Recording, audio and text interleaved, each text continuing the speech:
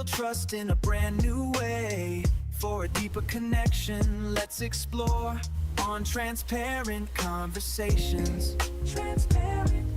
Hey, what's happening? Welcome to Transparent Conversation, Elevated Exchanges. This is your boy Calvin, or CPJR, or CPJR 300 if you feel me. Welcome back to my space on YouTube, my YouTube channel, and my Substack under the name of Transparent Conversations, Elevated Exchanges. I basically have been here for the last, I don't know how many episodes I'm talking about. I think about politics right now. That's all I can't believe where we're going in this country. So I've been talking a lot about politics, and prior to my name, I just changed the name.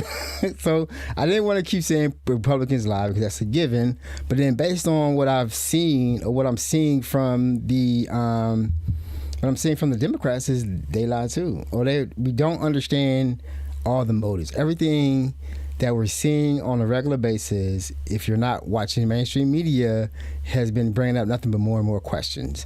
This whole thing with the ally we're supposed to have with Israel, and then Israel heavily impacting our elections.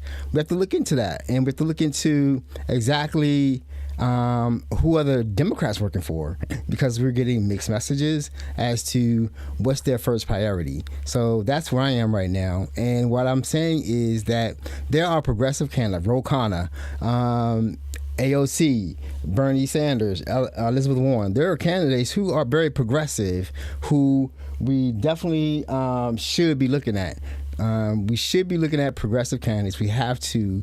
I'm gonna stop for a second. You know I'm going off, right? I'm gonna stop for a second and say, welcome back if you've been here before, and if this is your first time, thank you for stopping by and checking me out.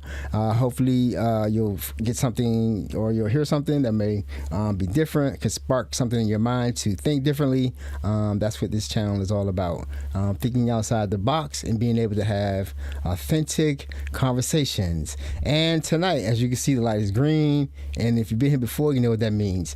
Please take a moment, help me get to 500 subscribers. Please take a moment to like, subscribe, and share this content, and leave a comment. Let me know what you think about it. Let me know how I can improve. If improving is possible, let me know I should quit. I'm not going to quit, though. So I do appreciate that. Also, before we get into the meat and potatoes of this thing, the more and more you do this type of content creation, the more and more you want to, make it something that people want to watch. As part of people's regular media diet. Because, from what I see, the content is not out there on mainstream TV. You're not a mainstream media. You're not getting the stories that we see. For a long time, I've been wondering why there's something been feeling wrong about the Middle East for a very long time, especially with Gaza. And then after the 7th, just everything blew up. And we'll talk about that more. First, I want to go ahead and address that I do have a sponsor. If you're in the market, and if you're a guy, or if you're a lady with a guy, you definitely want to make sure the underwear are okay. When I was first married, when I was young, underwear was not my first priority. I would wear it till it fall off. And I don't know what was wrong with me, because I could afford to get underwear. But now I like to get underwear, boxer briefs. It's my favorite ones. Normally I would go to like Old Navy, order from there. Or True Classic has some good ones. But right now we're talking about Chill Boys, and chillboys.com. They make a underwear that's a little cut above, maybe a little cut above of True Classic. And if you like it, check it out. If you like it, please purchase from them. And if you do, use my code ELEVATE. You will get an extra 15% off. I'll get a little taste to help me grow this channel to where I want it to be. I greatly appreciate that. Here's a word from my sponsor. Throughout his career, NFL Hall of Famer John Randall left a wake of destruction and fear on the field, and anger and fear that would follow him the rest of his... Nope! I'm chill now. Thanks to Chill Boys bamboo boxers and briefs. They wick away sweat, provide support, and are comfy as hell. I have 137 and a half career sacks, but now I just take care of mine. Chill Boys, comfort where it counts. All right, so that's Chill Boys. They do have a website. It's chillboys.com, right here on my screen right now. So if you just go there and look at what you want, they have all kind of, like I say, underwear. They have shirts, t-shirts, underwear in different designs. I definitely like getting mine in different designs and different t-shirts. And it's basically sustainable also because it's made out of bamboo. Bamboo is very sustainable. It grows back very quickly. I use bamboo toothbrushes. That's how crazy I am. Because the reason I use bamboo toothbrushes is because toothbrushes are made out of plastic normally, right? And we already know that there's plastic in the middle of the ocean, there's plastic everywhere, there's plastic in our bodies, plastic in our balls, right? So there's many microplastics everywhere. So if you use a bamboo toothbrush and just throw it away, it decomposes, it's recyclable. I've been using them. I buy them from Amazon.com. I'm not getting a commission for that. I'm just telling you what I use. I use bamboo, and the prospect of wearing bamboo underwear seems good to me too. Try them and use my code word elevate, please. All right, back to the meat and potatoes. We got a lot of videos to get through. So I did say that I want to use this opportunity to talk about I live in Maryland, right outside of DC, on the southeast side, in the hood side. So, and if you know anything about PG, so they call this Southeast Maryland. That's how it's not rough. It's a middle class neighborhood, but we're kind of close to the city too. So everything kind of blends in, messes up. There's some crazy stuff happening around here. Anyway, that's where we are. So it's the primaries for Maryland coming up. I've already seen they've been mailing out the ballots. The ballots for the primary, the mail-in ballots, the early voting. I normally vote by mail, but I can't vote in this primary because I'm not a Democrat, right? I'm Republican. Now, I'm an independent. I am not a Republican. Republicans are criminals. So the thing is, if I decide I cannot vote, so basically I will not vote for a Republican ever. Maybe then they'll say I'm a Democrat. No, if you start a new party, I'll vote for them. And if we had Larry Hogan, I did vote for Larry Hogan. He was our governor right now is Westmore, and before that was Mary Hogan. I think he did like 2 terms and termed out. It's very weird. Right before he did lose his last election to Westmore, he was tacking right. He was tacking right hard, and all of a sudden he was supporting Trump. He wouldn't have got elected. He wouldn't have got elected if he started with that. So that was a strange thing. I never understood why we had a Republican governor for 2 years. This is a very, very, very blue state, deep blue. We have a lot of liberals. We have a lot of city. So, and a lot of people coming around from around the country. We have a high college graduated level, and a lot of professionals of different various enterprises. A lot of professionals of different businesses or different professions, doctors, lawyers, tech giants. If you go out to McLean and go on to Great Falls, you see the houses are huge. They're estates, and they're now out in McLean, and then out in Tyson's. I think that's McLean too. Anyway, going to Great Falls, you see all the houses where the people live that like own Oracle. These people. So it's an affluent area, but it is liberal. It is progressive. I want it to be progressive. We can't really do liberals anymore. We got to go to the left. Because for the first election, and we'll get into the videos in 1 second. For the last election, there were a lot of people who were definitely upset about Kamala because of Joe Biden, and they kept giving weapons and money to Israel. Israel just pressed on with their Gaza thing, and then they tried to make it seem like if you're pro-Palestine, you're anti-Semitic, when the Jews aren't Semitic, they're from Eastern Europe. See, this whole thing is just messed up because when the original deal, how they got there in Palestine, and they've been selling us a story ever since, and influencing our government ever since. I don't know the collusion, how deep it is, but it is there. It is real. So we're going to talk about the candidates. So that's what I'm saying. All the candidates are tied up. And the reason that I'm want to talk about this, our election primary, the Democratic primary, because our elected official in the 4th district received $7 million from AIPAC. Glenn Ivey, $7 million from AIPAC, and he's been loyal to them ever since. He's currently stated as having like 400,000. He hasn't been asking for money because he don't need it. 400,000 in his war chest, cash available. I read that. Ballotopia, I think it was. That's where AI found the information. So he's well funded. I haven't seen him doing any fundraising. So I don't know where he got the money from. he got $7 million. So anyway, he's pro-Israel, and we know that from you saw my video from last week. AIPAC did a video with him, thanked him for his service, and said, yeah, we helped him get elected because he wasn't raising enough money to beat the incumbent, Donna Edwards.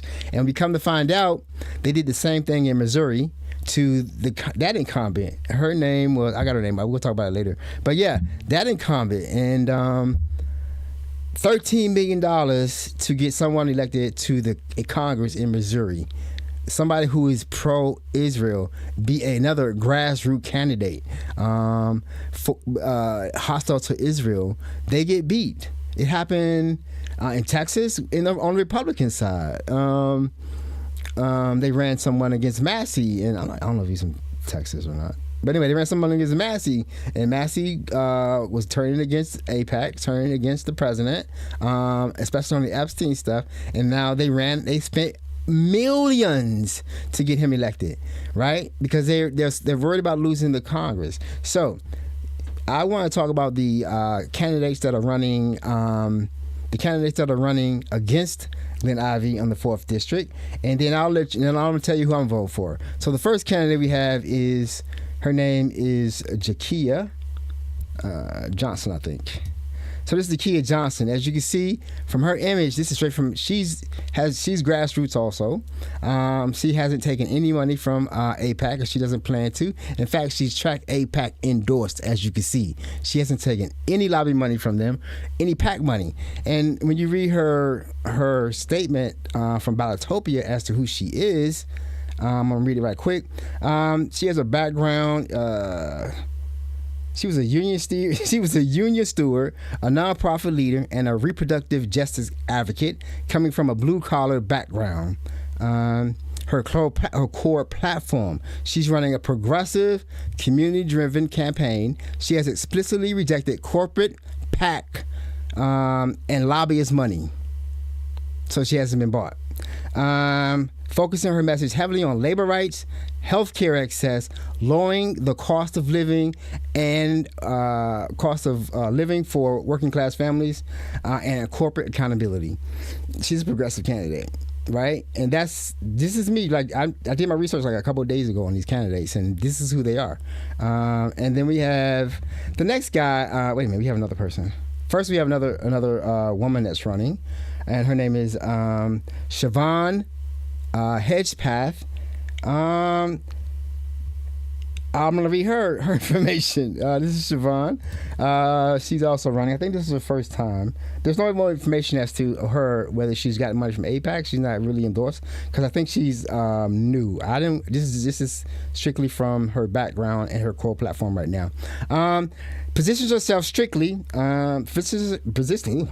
positions herself strictly as an implementation candidate with a professional focus on project management, execution oversight. Now, I did watch a video of her doing an interview. There's a PGCTV channel, YouTube channel, and she definitely came off as a project manager. When she was being interviewed, she came off as someone who's definitely corporate.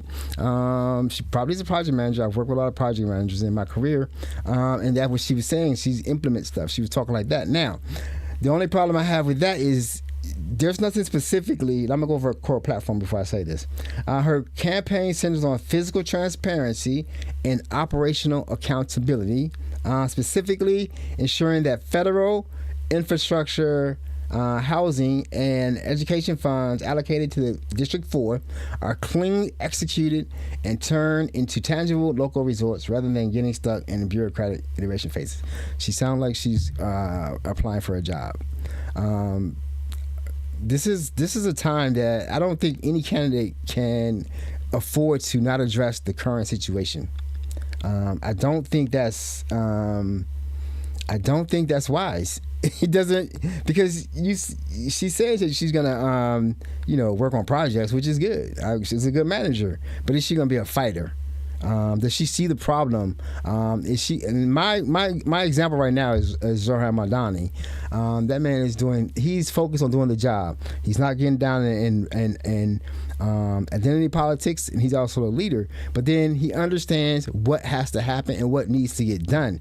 I don't see that here with her. I wish her luck. Maybe she's maybe she's up and coming. I don't know her age. She seems very young. So then we have some gentleman named Jonathan White. Not information. The picture, he has different pictures. I'm not sure who he is. Obviously, well, not obviously, but he isn't well funded. He's grassroots. I think he's just a challenger. I'm gonna read his background and focus, as I did with everyone else. I don't have a picture for him. Running as a grassroots challenger, while his public footprint is smaller than the top funded campaigns, the FEC filings show he's established a steady baseline fundraising effort early in the cycle to establish a presence in the district. He must be only available in political circles, because I haven't heard of him. But I don't really pay attention. I told you, I just remembered that Glenn Ivey was our representative, and then I just found out he was AIPAC, and I just found out how Donna Edwards lost to him. Thank goodness for AIPAC. The last candidate is another man. His name is Joseph Gomes, Gomes. I don't want to mispronounce that name. And this is him. Again, he's in the same boat. He doesn't have much information as to what he stands for or what he wants to do, but I will read his background and focus. A returning candidate who previously ran in the 2024 Democratic primary for this same seat that ran before. He ran, so he's not AIPAC, so he was going to lose. He has focus. All right, so I'm going to talk about this one second. He has focused his past platforms on localized community issues through his campaign. Though his campaign has historically operated with a minimal fundraising footprint compared to his incumbents. He's not raising money. AIPAC already picked their candidate. He's already pro-Israel. So, boom, that's 4. Right. So, as you can see, you already know who I'm going to endorse, right? Who would I endorse? Jakia Johnson. She's the progressive candidate. And I endorse Jakia Johnson for the 4th District primary for Democrats. I hope you do vote for her. I hope some people see this video. I'm going to play a small video of her, and the reason that I recommend her, basically, if Glenn Ivey's on the ballot, if he wins the primary, I'm not voting for him. So, and that's going to be a lot of progressives. They aren't voting for him. We aren't voting for AIPAC candidates. We did it last time, and this is where we're at. What's going to be better if we do it again? There's a whole weird thing going on with Israel we don't understand. For some reason, we weren't actually given the truth about what's been happening in the Middle East, and now it's open. I mean, I'm going to show you some videos because it all ties into what I'm going to talk about, and why I won't do it, because we're going to be in the same boat. I don't know. Whatever's going on with Israel and the United States is kind of deep. It's Zionism. It's not about the Jewish faith. I don't have any problems with the Jewish faith at all, or the Jewish people. The people that are there in the Middle East now are not Semitic. They are Eastern European. So something is definitely wrong about this whole entire picture, and I'm going to do that some more. So I'm going to play this quick video of Jakia Johnson, and let her tell you why. Hopefully you'll be interested in her, to learning more about her and do more research.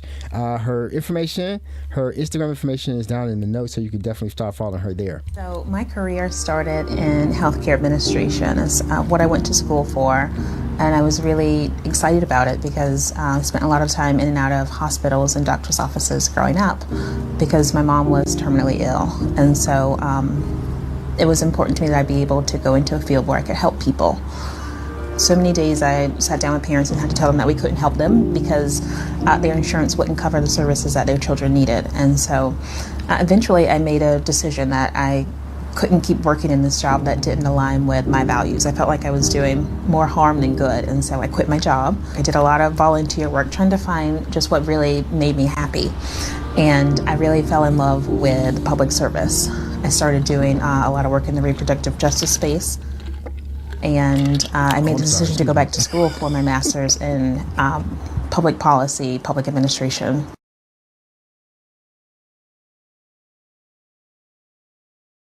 All right, so that's Jakia Johnson. There's more information about her. Like I said, I have a link to her her Instagram page in the show notes, and then you can find out more information if you just a lot of information comes up for her, more than any other candidate if you just Google her name. So that's who I endorse. I hope she's on the ballot. I hope I get a chance to vote for her. Democrats, I'm speaking to you. Now, I'm going to go into why all this is important, why I keep bringing this up about AIPAC and AIPAC candidates, because we have been sold a narrative on what's happening in the Middle East, right? And a lot of people don't really know the history of it. So I'm not gonna do a background. This isn't a history channel. I'm not a history major. I don't have a master's in history, but I do know a little history, a little something. So anyway, I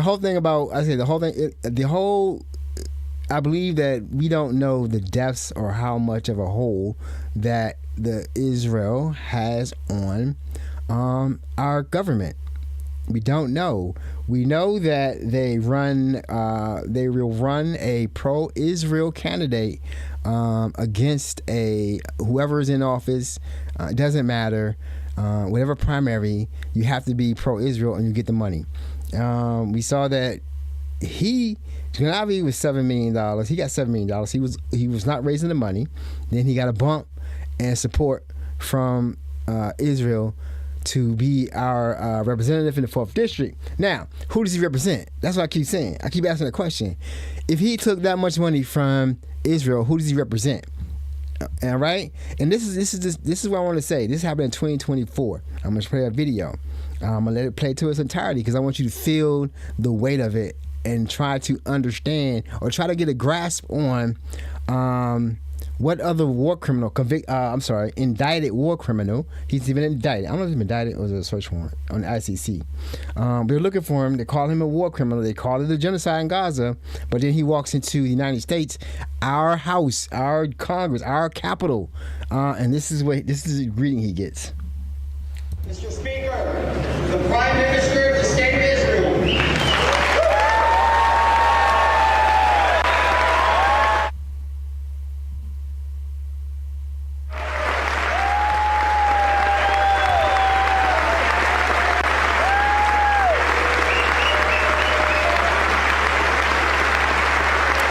Smiling, giving handshakes, pats on the back.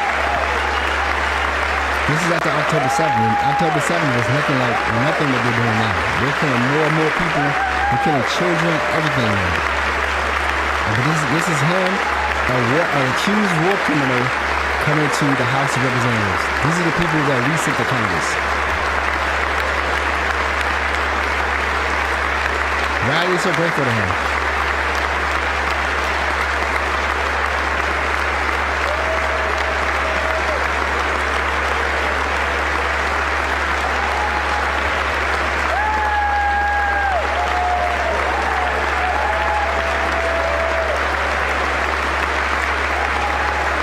I'm gonna let it play, because this is how long you've been on. This is ridiculous.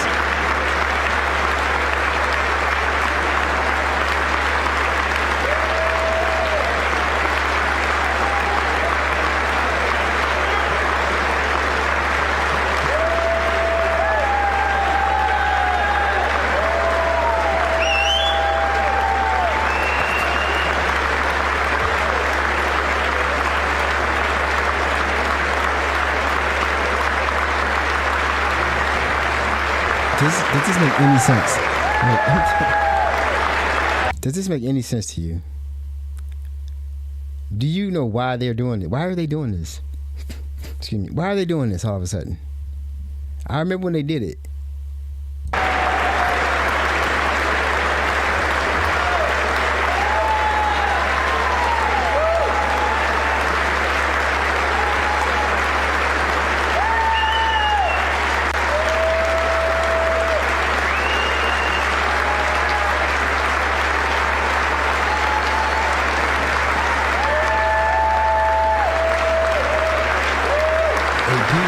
Peace covenant. Look at this.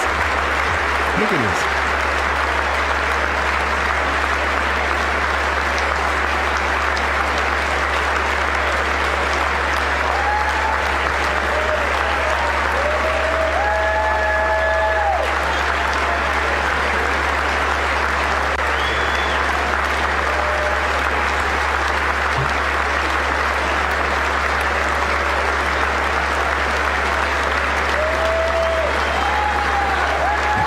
Please fast forward if you want to watch it.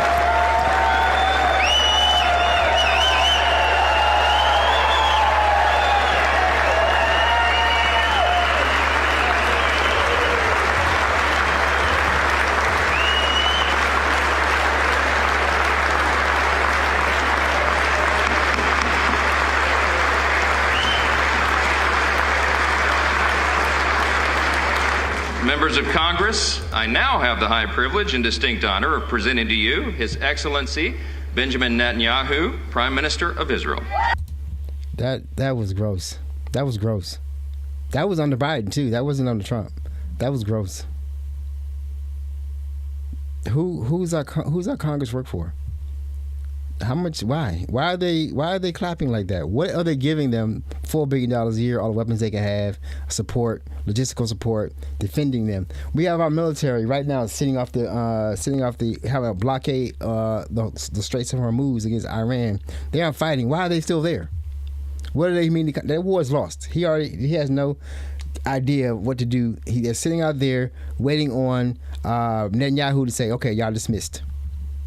Because we don't have an objective in there. They're talking about the Iran. That's not our objective. It shouldn't be our objective. Iran is not the bad guy in the Middle East. We see this over and over again. So I want to go through. There's a lot of things going on. There's a lot of mystery going on. I don't really do conspiracy theories. I don't. And this is the only thing I'm talking about is what I'm seeing, not what I'm hearing or what's going on, but I'm seeing over and over and over again. And they trying to keep telling us that we're anti-Semitic and we don't care about no Semites. If we're anti-Semitic, we'd be anti-Palestine because they're Semitic. They're Semites. So now I'm gonna just show videos of the stuff we see and why I'm saying we have to back.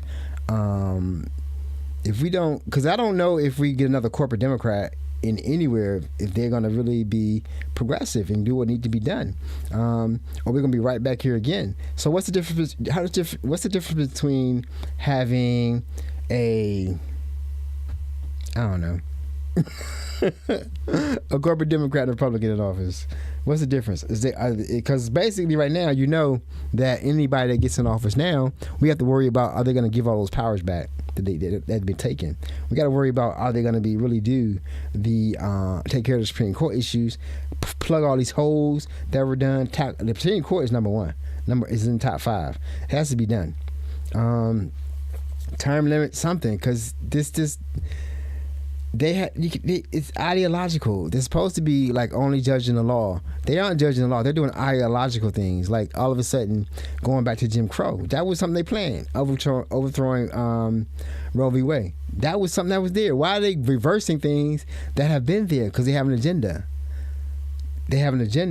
So let's go ahead and look at these videos right quick. These are going to be basically, I'm going to be talking about lives from the Middle East. What we've been...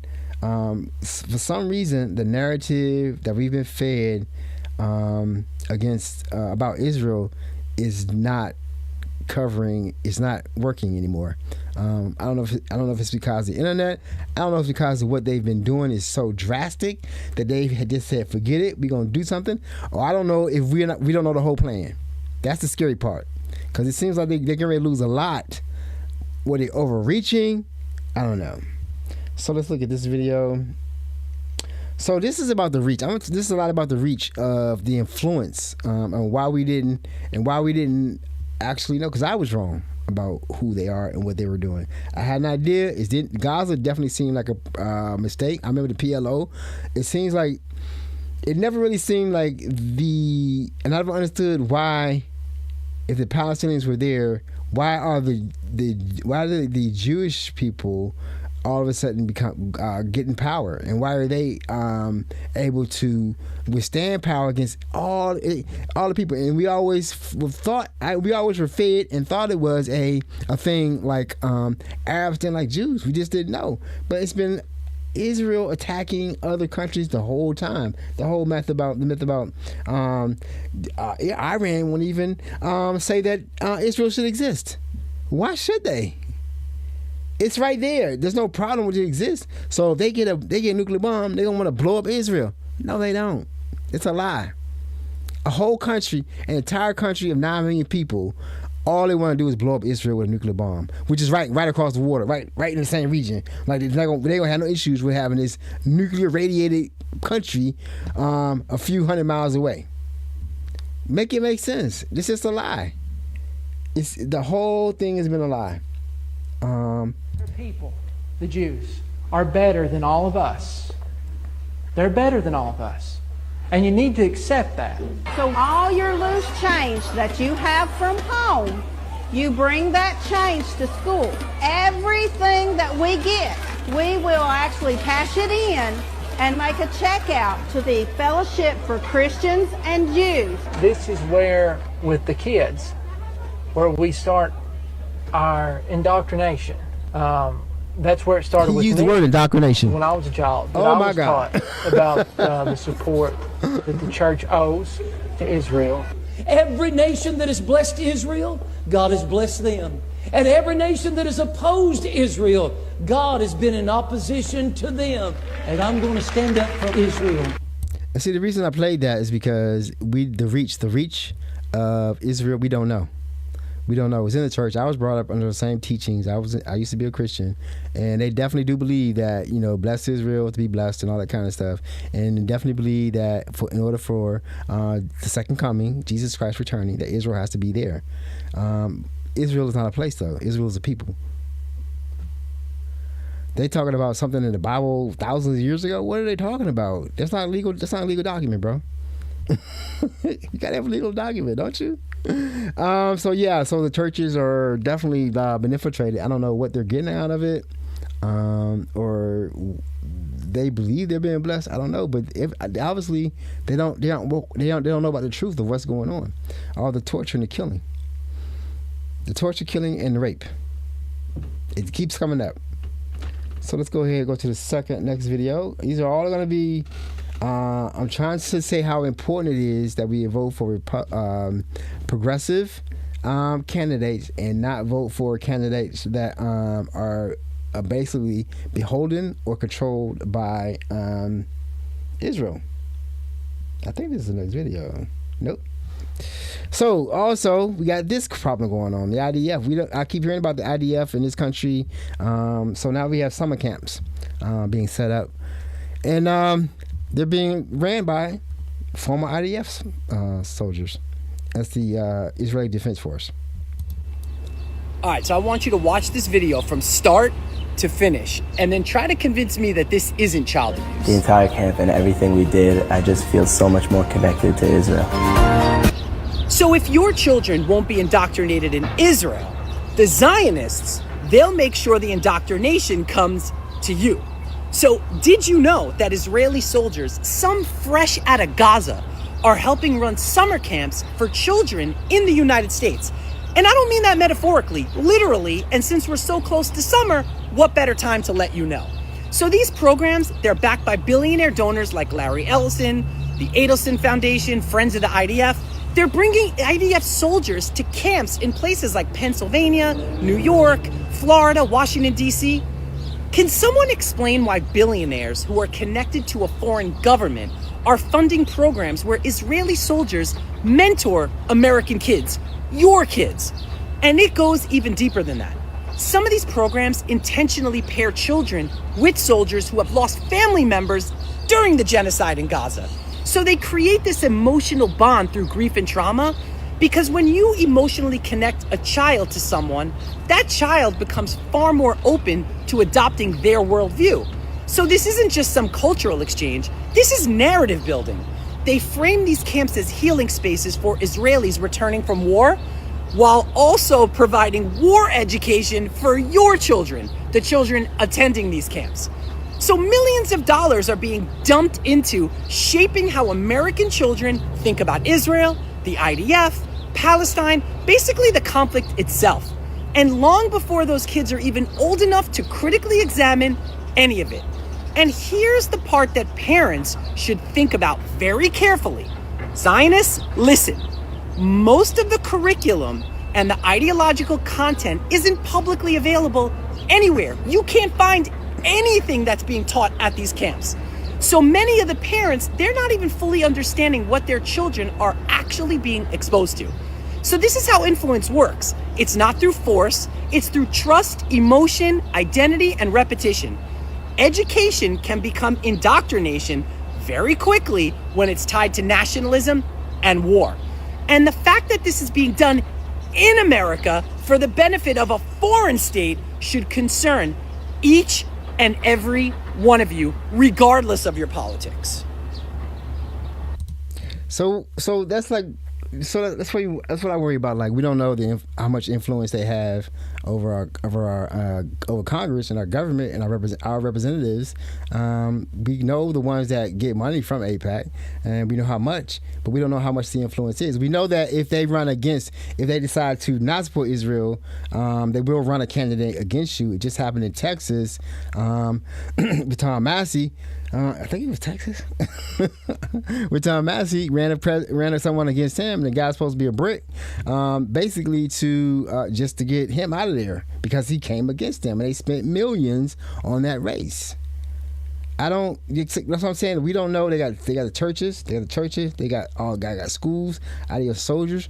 We know the Mossad. We know they're famous. We got movies right on TV that we know that they've gone through extreme measures to assassinate who they want to assassinate. And I'm not talking anything about this. I'm just saying this is history.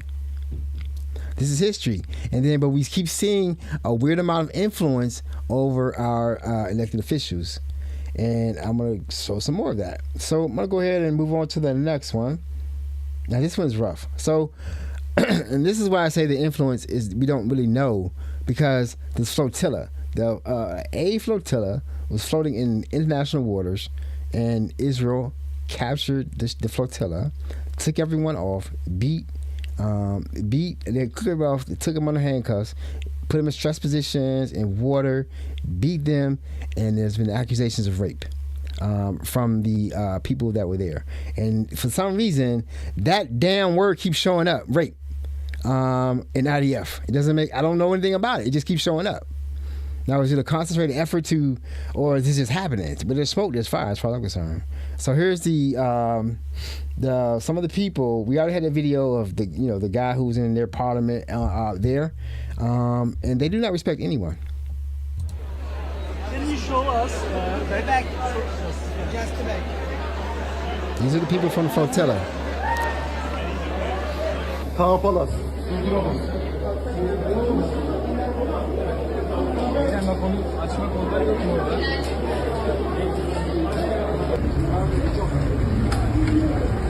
There is no easy way to say it, what I have to say. People got raped in the revolution protest. It was not one, not two, not three. It's many cases of sexual violence against our participants. In the prison boat, on the way to the port of Ashdod, where they got once again beaten up. Many people with broken ribs. 180 people were systematically bashed and beaten. We had 40 people who have broken ribs. We have 12 sexual assaults. We have people who were tasered in the face. People were syringed with unknown sedatives. We were tortured. I was put down, cable tied. They put so much water under me for an hour that I thought I was going to drown. I was sexually assaulted in this kind of torture chamber, and 5 men were bashing me and smashing my face, and then it just continued for the whole time.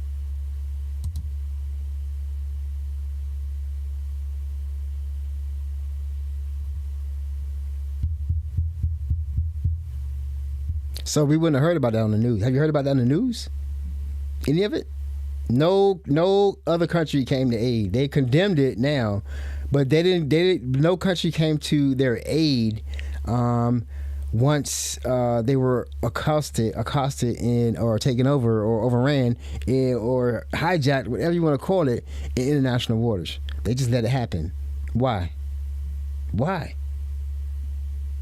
Why would it just happen? You know what I mean? Like, just let it happen. And then now we hear these reports, and now everyone's upset, and they're calling diplomats, but you didn't do that before when it happened. Here's another. I'm playing videos because we're seeing like this behavior all over the world. The Philippines, they're trying to establish a hold there. Greece, they're trying to establish a hold there. And it's like the people don't want them there, but they're there. And they're there, and they're being rude to other people. And it's happening even here. For some reason, they think they're the chosen people. I don't know. I was brought up as a Christian. I know what it means. But I didn't know they would try to make that earthly real.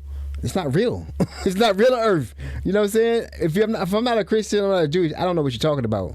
You don't own nothing unless you buy it. You can't own nothing unless you go into court and get a deed. You don't have a right to anything unless you work for it and buy it according to the law. That's what you're doing over there. Ain't gonna work over here, my boy. I was just notified of a viral scam going on in New York of Jewish going to people's houses with a fake court order to evacuate the house. These guys are trying to scam my boy out his property. Look, it's the second time he came around trying to get him. Alright, Daniel. Trying to scam. I came to do inspection of the house. Ain't no inspection. You don't own the house. Get out of here. Daniel, you don't own nothing. You know this is a court order. Like, get court order. He must vacate. No, get out of here. Fake ass court order. Look at this nigga trying to scam.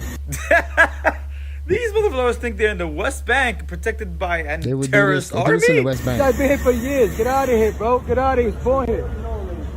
Get out of here. When they called the cops, you came. The cops came. They did nothing. Even he called the cops. The Jewish person called the cops, and they came. They're like, "What the hell is this fake ass court order?" Get out of here. Yo, oh yeah. I don't know if you know this guy's trying to scam. We're not playing over here.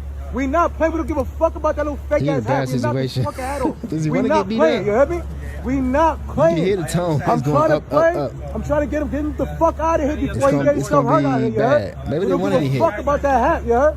We don't give a fuck about that hat. We're not just. Now imagine the same situation, but in the West Bank, in Palestine, occupied Palestine, where they come protected by soldiers, protected by police soldiers, armed to the teeth, where they come and kick out thousands and thousands for the past 76 years, where no one saying anything, and Palestinian families end up in the streets. These houses are promised to them 3,000 or 3 years ago. These motherfuckers will not stop. They're serious. They need to be stopped. They're serious. I'm gonna go into the next video. This is happening. The next video is about what's happening in the Philippines. The locals are complaining about their behavior. Duh. So the Israelis are trying to colonize the Philippines right now. They're trying to take over the island of Siargao. It's one of the most beautiful and peaceful islands in the Philippines. And Israeli Zionists are attacking the local LGBTQ people, destroying local communities, and apparently opened an Israeli heritage center. Heritage center? What kind of Israeli heritage? Do Israelis have heritage? A few days ago, I heard that they're also trying to colonize Thailand. So they want to take over Palestine, they want to take over Lebanon, they want to take over Thailand, they want to take over Philippines. And there are many Filipinos who live in Israel and work there, and they are tortured by Israelis, and this is well documented. So those who think whatever happens in the Middle East doesn't affect us, it affects everyone. So this is again a friendly reminder that no one is free until Israel exists. So now I'm gonna roll on, keep it going. And it may seem like I'm piling on. I think I'm trying to make a point of, I'm not trying to talk about data centers this week. I'm making a point of, this is because we're having a primary coming up in Maryland real soon. Like, this is the people that we support when we're supporting people that take money from AIPAC. This is the behavior that we're supporting. Now that everybody's waking up to the evil doings of Israel and the United States, I think it's important to look back on the people that predicted this exact moment. Y'all need to watch this video from Kwame Ture from, I think, the 70s. Was a man by the name of Theodor Herzl, H-E-R-Z-L. He was the founder of Zionism. He said that he was going to find the state that God promised the Jews. Listen to this very carefully. This man, Herzl, was an atheist. He believed that there was no God. He said God did not exist. Now, how is it that a man who believes that God does not exist is going to find a state that God promised to his chosen people? I tell you, this man is Satan in disguise. Zionism is a satanic movement. It is devil. It is imperialism. It is racist. It has gone and taken the lands of the Palestinian people and through terrorism has driven them out. And through terrorism, it maintains its power. And the United States of America, with over 6 million homeless, sends to Israel billions and billions and billions of dollars everywhere to bomb Palestinian people while homeless people are here and unemployed are here. Zionism is going to raise this war and make the people of America become clear to what it is and become anti-Zionist and stop the aid to Israel and use the money to take care of the homeless in this country. So that's, I think, I'm saying the narrative's all been messed up. So Zionism is not Judaism. There's a difference. And we even have, in this country, in New York, we have Judaism, Jews, protesting against Zionism, and they're getting beat up too. Everybody gets beat up when you go after these people.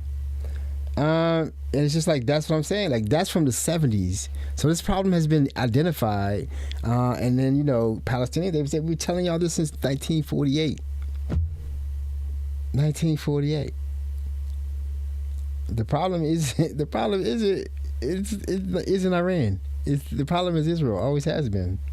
I got one more to play. Yeah, I think so.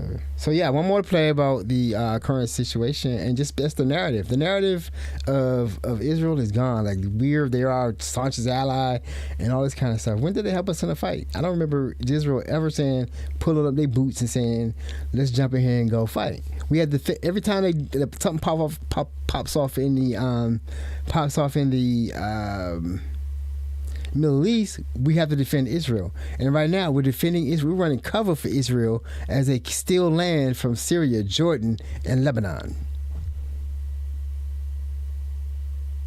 Man, Scott Horton is just way too good, man. Just take a listen. May have been driven closer to Israel in a way, but I want to talk about American public opinion that you cited there. We are propagandized so heavily in the United States of America that the only reason anyone would ever criticize Israel is just because they hate Jews and want to kill them all or something.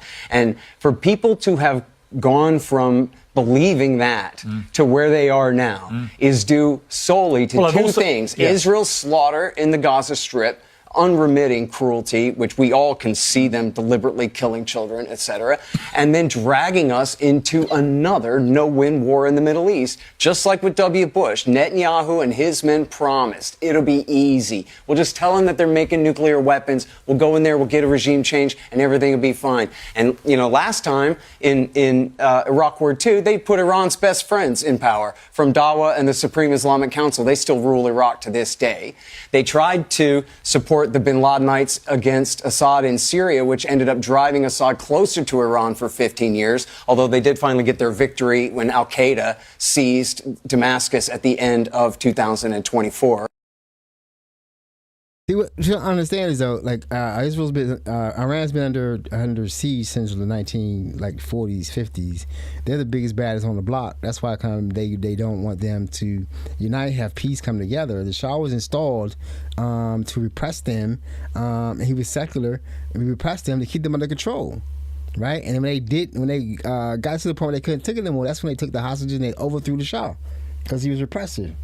He was, and so now they try to say that Iran is the big baddie on the block, been supporting terrorism, and this is all the people on the right and the left. They keep saying that Iran has been supporting the narrative. The narrative, making up with the narrative, is that Iran is the biggest. They've been supporting worldwide terrorism for years. Why would Iran support terrorism for years? Because they've been in sanctions for years. There's two sides to the story. I don't understand why even the progressives, these other podcasts, Crooked Media, Bulwarks, never ever address that, and they just openly accept the narrative that Iran has been the worst supporter of terrorism for 100 years, and we got to get rid of them. There's some bad people. Some bad people in this country. Ain't nobody talking about getting rid of them. Look where we're at now. Look where we're at right now, and look at us trying to lecture what Iran should be doing. I'll put the picture up there. Wait a minute. Let me see this. This is who y'all should be for. If you see this, I'm gonna do this here because it's important that y'all vote for her in the primary, in the Congressional District 4 in Maryland. This is our candidate. She's progressive. She doesn't take PAC money. And she's not going to be beholden to Israel. If you want to continue to see what's happening over there, keep voting for pro-Israel candidates. I think I got another one to play. Yeah, so this is going to be the last one as far as Israel goes. But this is another one. I'm just trying to understand, get everybody to understand that this is the narrative that we haven't seen. This is the real narrative, and once you see it, you can't go back. You can't go back. So this is from Aaron Paramus again. I told you should be following him to keep up with what's going on a real timely way on Twitter. I'm sorry, not Twitter, Instagram and Substack. This is about the people who captured the flotilla and how it started, and we saw how it ended with them coming back with broken bones, ribs, raped, and assaulted. So. We have serious news right now. What you're watching is a video posted by Israel's far-right National Security Minister Ben Gvir right there, showing Israeli security forces abusing flotilla activists. These international activists were detained on a flotilla sailing to Gaza. And this video posted by Ben Gvir, who's right there, has sparked international condemnation, even condemnation from his own prime minister, Netanyahu, who criticized Ben Gvir's actions. Mike Huckabee, the U.S. ambassador under Trump, who is a staunch Israel ally, called this video, quote, despicable. There has been rapid and furious condemnation from countries across the world, from Canada to Netherlands to Spain, Ireland, and Germany, many of whom have summoned their diplomats, according to The Guardian. The video is despicable and horrific, and there is large-scale international outrage over the actions of this far-right minister in Israel. His name is Ben Gvir. He's also the same one that wore the noose pin, if you recall, after passing that death penalty law for Palestinians. I'll have more updates for you soon. Follow along for more. That's the country, that's the people that the Congress were clapping. They were applauding it. 4-minute standing ovation. Standing ovation for 4 minutes. The country that will intercept a flotilla and then torture the people who were just wanting to help people in need. And they were happy about it. You see them smiling. In international water. My career so why started in healthcare administration. Is what I went to. Sorry, I don't know why that happened. So that's the people who they're applauding right now. That was Jakia Johnson, 4th District Congressional 4th District from Maryland. Vote for her. I'm gonna play it one more time before we end up. So yeah, that's what we're seeing on a regular basis. And it's like crazy to see it, right? So we're gonna leave that one. I'm gonna do one racist lie because last week or 2 weeks ago, I did play a video of it was some white guy saying some dumb white shit. He was like, if you people would just go away and form your own, we would leave y'all alone. And then there was another woman who just listed all the towns and people that were black towns, black townships, black communities that were destroyed by white people because they were either jealous or just hate black people. But there were a long list of them, and she said one coup. There was one coup that happened in North Carolina to a country, to a community. Well, no, the town had voted in black leaders. Basically, because they outnumbered the whites, so they basically had black police chief, black mayor, all this kind of stuff. But the white people weren't gonna have it, and they did a coup, and it never is talked about, and it never was prosecuted. So you have to see this to understand that And I wish I knew that guy's name, because he basically, our biggest thing is like, just leave us alone. That's all you gotta do, is leave us alone. Because if we stay on your mind, you know what I'm saying? We can't go to work, can't go to a park, can't go on a boat, can't go on a plane. We just always accosted. Go on vacation, you attack us there. It's the Zionism. It's the culture that you think you're better than everybody else, and you get to say who gets to be where. That's not how it works. So no, we can't just go on our own, because we've tried it in the past. All right, so let's go. 1898, Wilmington, North Carolina. A mob of 2,000 armed white men storms the city. They march to the Daily Record, Wilmington's black newspaper, smash the windows, pour kerosene inside, light it on fire. The building burns to the ground. Then they hunt, spreading through black neighborhoods, guns raised, shooting men in the streets, in doorways, in their backs as they run. Joshua Halsey hears them coming. His daughter begs him to flee. He runs. They shoot him in the yard, leave his body in the dirt. Families run to Pine Forest Cemetery, hide behind gravestones. Children crouch next to their ancestors' graves, watching white men hunt their fathers. Gunfire echoes for hours. At least 60 black people murdered, some say hundreds. Bodies left in the streets. The mob marches to City Hall, surrounds the building, storms inside, guns on the mayor, the city council, the police chief. Resign or die. Every official signs at gunpoint. Alfred Moore Waddell declares himself mayor, installs an all-white government, the only successful coup in American history. Within days, 2,100 black residents flee, leave homes, businesses, everything. Black-owned shops looted and burned. Registered black voters dropped from 126,000 to 6,100. Wilmington doesn't elect another black candidate until 1972. 74 years. No one arrested, no one charged. Waddell serves as mayor until 1905, dies free in 1912. For over a century, it's called a race riot, blamed on black people. Not until 2000 does North Carolina admit the truth. It was a massacre. It was a coup. It was a coup, and no one was ever punished. So now I want to go down to one more video I'm going to play about the whole thing about this Epstein class. It's all coming out. This is very either coincidental or going to plan that all this came out now at the same time. Israel showing their teeth of who they really are for the first time. Epstein coming out. Trump being elected. Our standing in the world being trashed, our economy being trashed, our government being trashed, and all this is going on at the exact same time. And the more and more we learned about who these people are that were involved with the whole Epstein thing, it was more than just sex. It was world type changing stuff.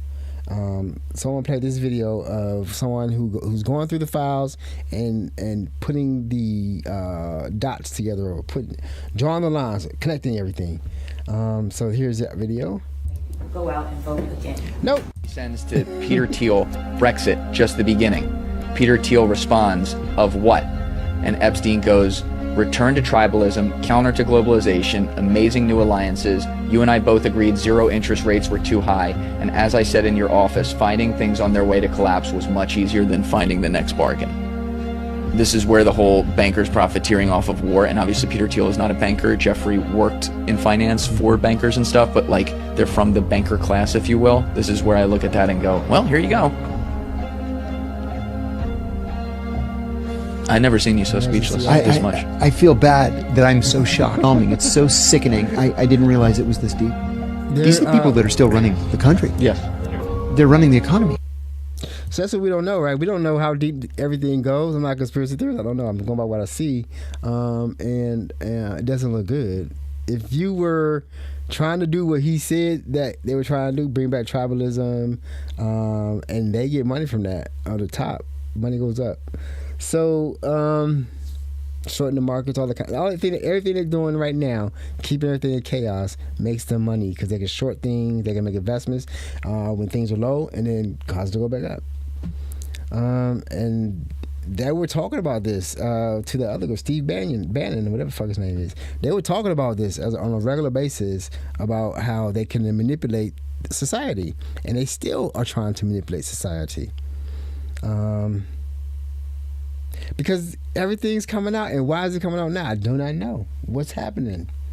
Did they plan for this to happen, or was this the plan, or I don't know? You know, come by to tell me what's going on.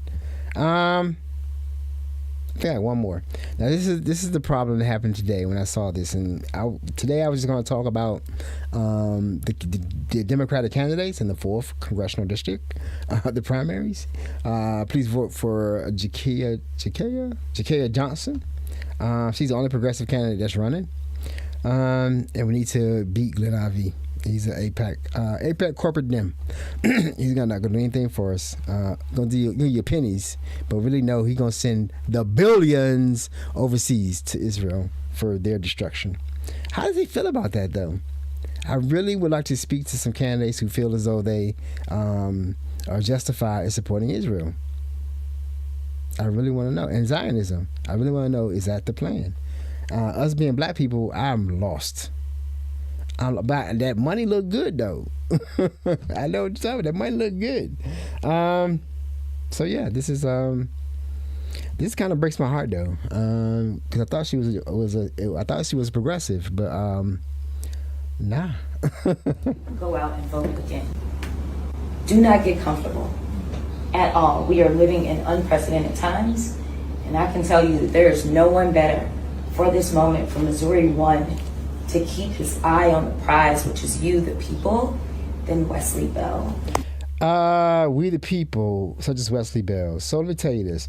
Wesley Bell unseated the incumbent, who was a grassroots incumbent, not taking PAC money, Cori Bush, and he lost. They spent $13 million on supporting this man to defeat Cori Bush.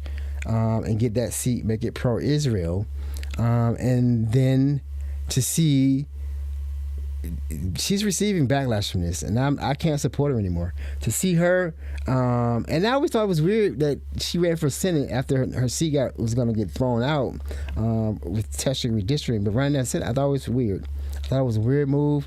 Didn't make much sense, but obviously somebody told her to move. She's not as free as she pretends to be. I don't know. I'm gonna do some more research on that, but that is very, very telling that she is backing an AIPAC candidate, one of the heavy AIPAC candidates. Because our guy got $7 million, he got $13 million, so that was a rough race. To unsee her. She's running against him again, and hopefully the truth will come out that we need to vote these AIPAC candidates out and to get our government back. Yeah, that's real. So that's it for we're gonna do some hope. Gotta do some hope every time. Can't leave it there. Gotta get ourselves back centered. It's important. And I had to do all this research, so I definitely need to get centered. So I always look for something I wanna to share with you guys. Something that give us some hope, something that we used to be able to do without a problem, that we didn't have to worry about was the world going to end tomorrow, was there going to be a nuclear war. But that's not our reality right now, but we still could think about where we want to go. I want to play some spoken word. I got some go-go, of course, queued up, ready to go at the end. How did you like my opening song? I asked Gemini 3.5, the new Gemini that came out, the new model, to write me a theme song, and that's what they came out with. Now, I'm going to keep doing it because that's not the one I want. It's not jazzy enough. So I'm going to see if I could get it to come up with a more jazzier type theme song. Maybe a jazzy, maybe more like a hip-hop thing or something just a little bit more in my genre. That was some really laid-back stuff. I don't really like it. But I may go back to my go-go. I don't know. We'll see. But, so, some spoken word. Just a little bit something quick. All things Courage. So are you good for real, my nigga? Let me ask your ass again. I'm not them bitches in your rotation. I'm your motherfucking friend. That means I see you better than you see yourself, and right now I see that you down. So I'll publicly praise your name, black man, while I privately fix that crown. Let's have this talk behind closed doors. I'm not trying to scold you like your mama. I'm trying to force you to sit and face all of that unhealed childhood trauma. Because you know something is wrong, you got some stuff to figure out. And most of the things that's resurfacing are the parts you don't want to tell no one about. Yeah, I know that life is hard, and it's been especially hard as of late.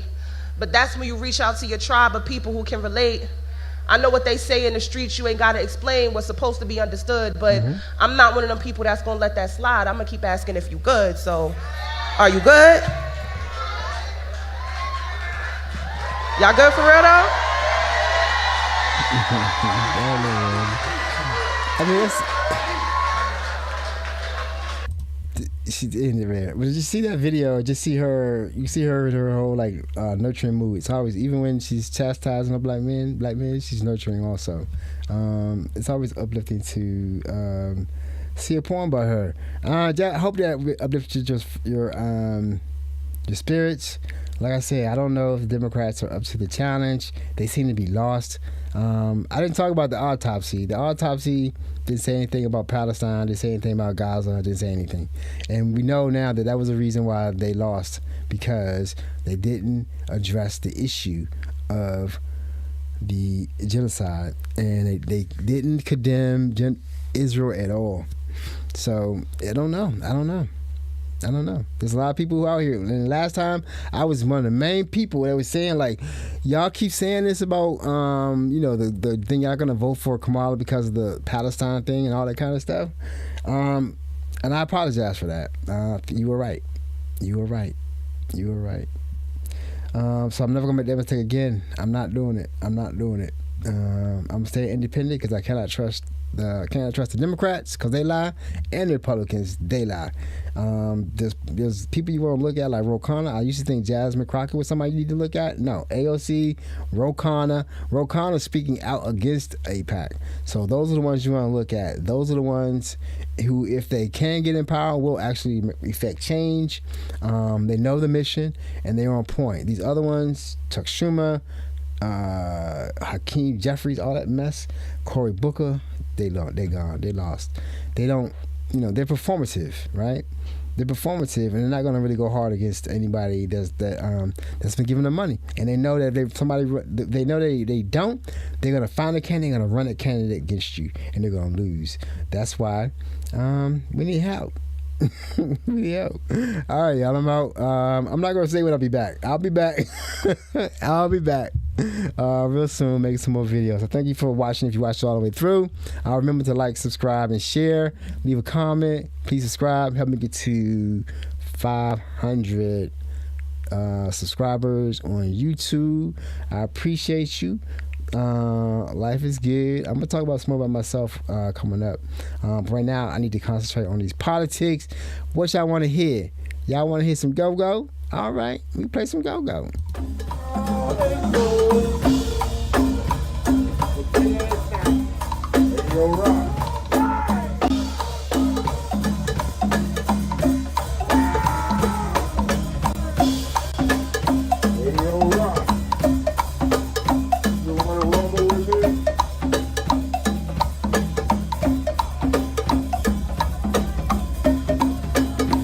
I mean, it's just, I guess once you get go-go in your soul in the DC, it's Martini, right?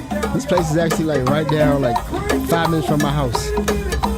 And I ain't never been yet. I've been there, but I haven't been to see go-go yet. All right, now, peace out. Like I said, peace out. Do not give up the fight. It's important that we stay in the fight as long as possible. And remember what I say is seek peace, pursue it. And I'll see y'all next time. Peace.